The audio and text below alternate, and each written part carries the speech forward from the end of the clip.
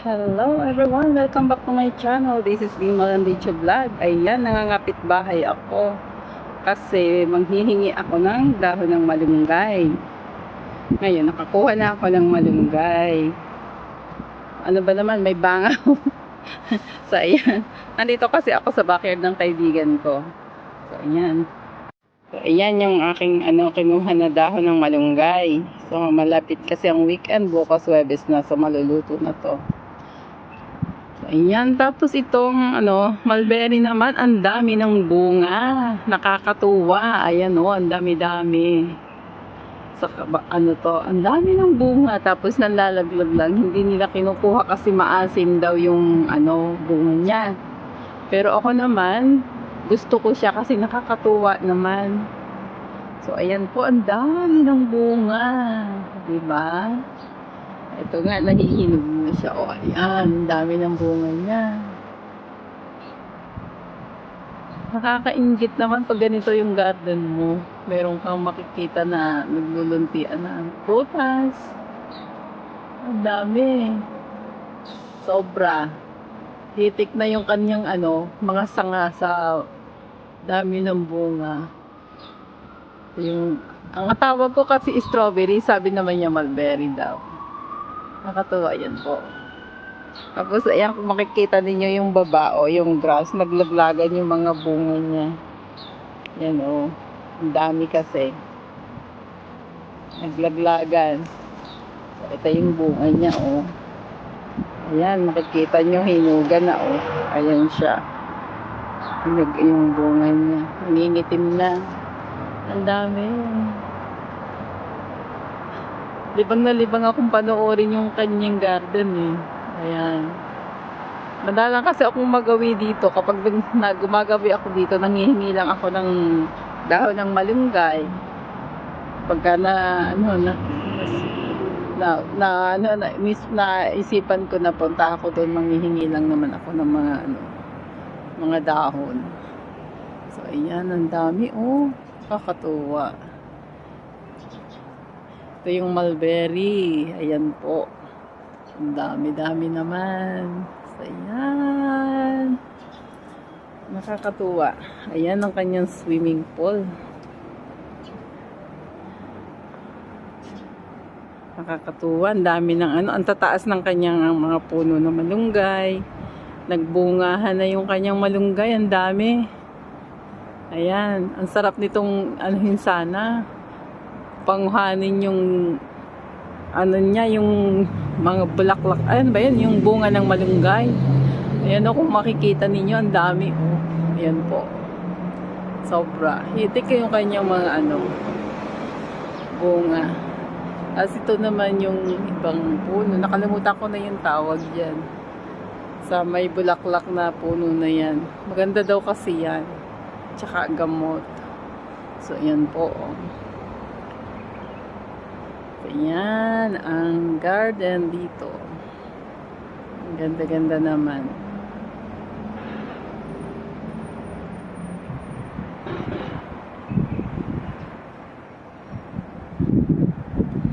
May swimming pool. Hindi naman ako marunong maglangoy. Kahit yung kaibigan ko, hindi rin siya makapunta dito sa Yung swimming pool kasi, ang style niya, dito sa sa umpisa, yung step mo pa lang medyo mabababa. Tapos pagdating dito, paano siya malalim. So ayan, ganun siya. Hindi naman siya kalakihan, panarili lang naman kasi sa isang bila. Tapos malawak yung kanilang paligid. Ayan po. Nakikita nyo. Ang dami ng mga halaman. Diba? Ang saya. Sana sa Pilipinas kung may ganito ka lang, nako, napakasaya na. Mayaman na ang dating mo niya. Ayan. Mga halaman. Ang dami. Maganda yung mga halaman. Mataba kasi yung lupa nila. Talagang alagang-alaga yung mga halaman nila. May gardener kasi sila, kaya yan. Napapaganda yung mga puno. Ito yung mga nagbungahan na mulberry na to. So, yan po. Dami ng mulberry. Yan o, ang itim naman. So, yan o. Ito. Nanghihingi lang ako ng ng mga pwedeng mahingi dito na maluluto sa weekend. So, sabi nila maasim daw itong mulberry nila. Kaya hindi nila pinakain. Masusubukan ko to kapag ako ay kumuha. At ako naman ang kumain. So, ayan po. So, ayan. Ako'y mamimitas ng hinog na mulberry. Ayan. Ito siya. Diba? Hinog na hinog.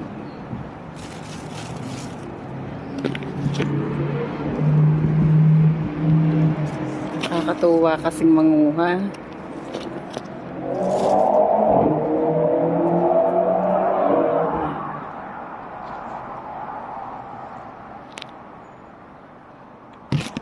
Piliin ko yung sadyang maitim. Ayan po.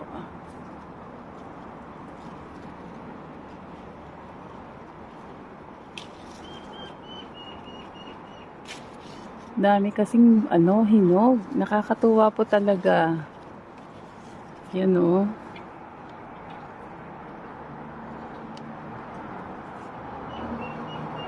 Nalaglag.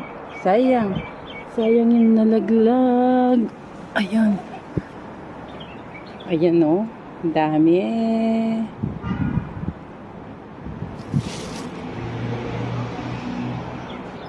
Ito pa. Medyo mataas na kasi kaya medyo mahirap-hirap ng kumuha. Yun lang kaya kong abutin ng aking kinukuha. Pwede naman siyang batakin pababa. Kaya lang hawak ko yung cellphone eh. Wala kasi akong taghawak.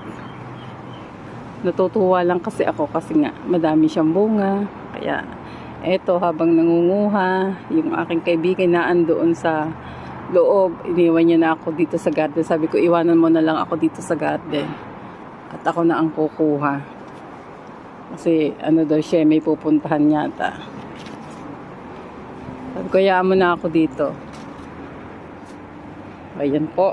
Kita nyo, dami na. Dami na ako nakukuha. Mamaya, sa pag-uwi ko, ayan, makakain ko yan. So, eto. Ayan pa. Dami ko nang nakukuha.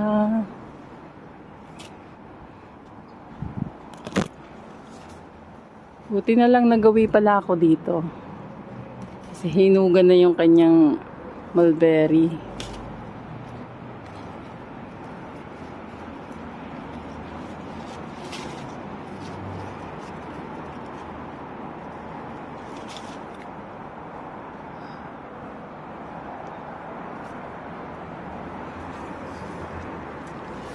Ayan, dami ko lang nakuha.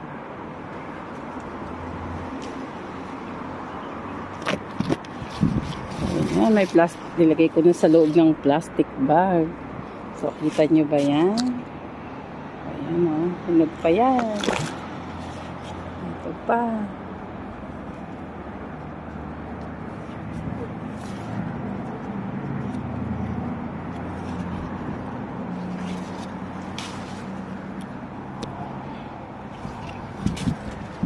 So, ayan ang aking mga hinarvest. Naki-harvest ako sa garden ng my garden.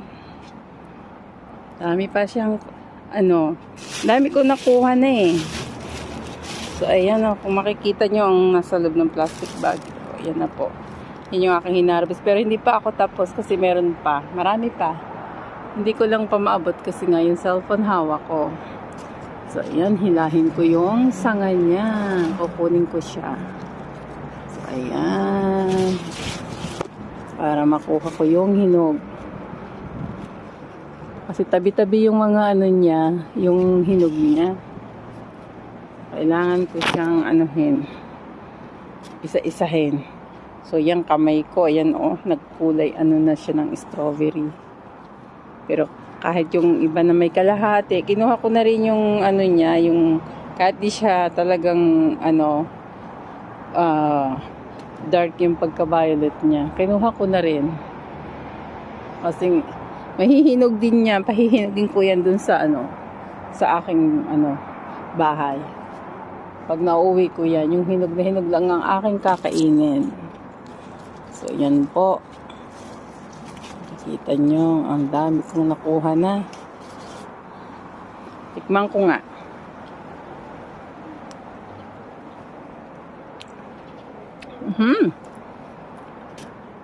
May kaasiman nga.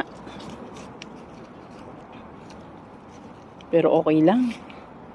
Kasi masarap naman siya. Unang bunga kasi ito. Kaya siguro ganon. Kasi dati noon, hindi pa ito bumubunga, maliit pa lang siya. Pero ngayon, ang laki-laki na niya. So, ito pa, ang aking kukunin.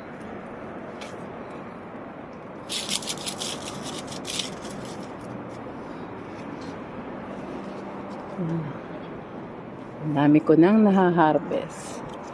Kita nyo yan, ang dami-dami pa kasi. Iba'y kinakain na yata ng ibon.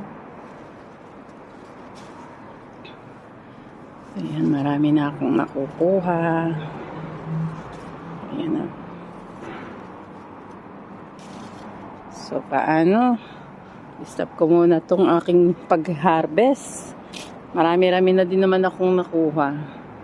So, ayan na po ang aking hinarvest na mulberry. Ayan po, ang dami na yan. So, ayan. See you later, guys. Bye-bye.